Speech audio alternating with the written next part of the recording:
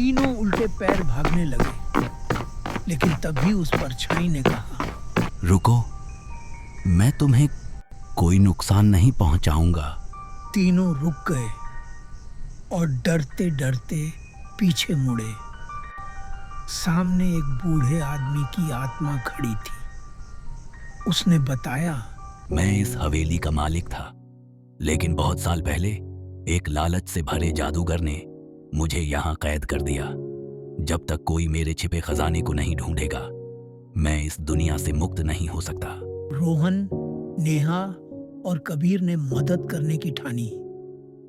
आत्मा ने उन्हें एक पहेली दी।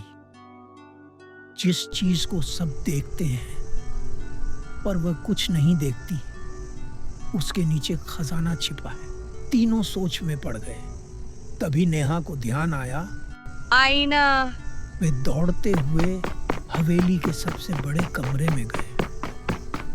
वहां एक पुराना टूटा हुआ आईना रखा था। उन्होंने जोर लगाकर उसे हटाया तो नीचे एक गड्ढा दिखा।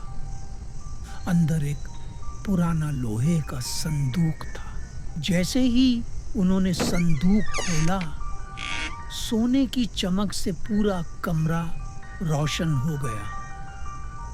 तभी आत्मा मुस्कुराई और धीरे धीरे हवा में विलीन हो गई।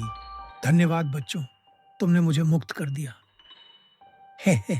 अचानक हवेली की सारी खिड़कियां और दरवाजे अपने आप खुल गए। बाहर सूरज चमक रहा था और जंगल अब डरावना नहीं लग रहा था।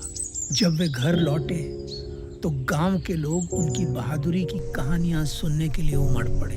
तीनों ने खजाने में से कुछ सिक्के गांव के गरीब लोगों में बांट दिया और बाकी गांव के मुखिया को सौंप दिया। उस दिन के बाद भूतिया जंगल का नाम सुनहरी हवेली रख दिया गया। सीख: डर से भागो मत, उसका सामना करो, क्योंकि हर डर के पीछे एक छुपा हुआ सच होता है।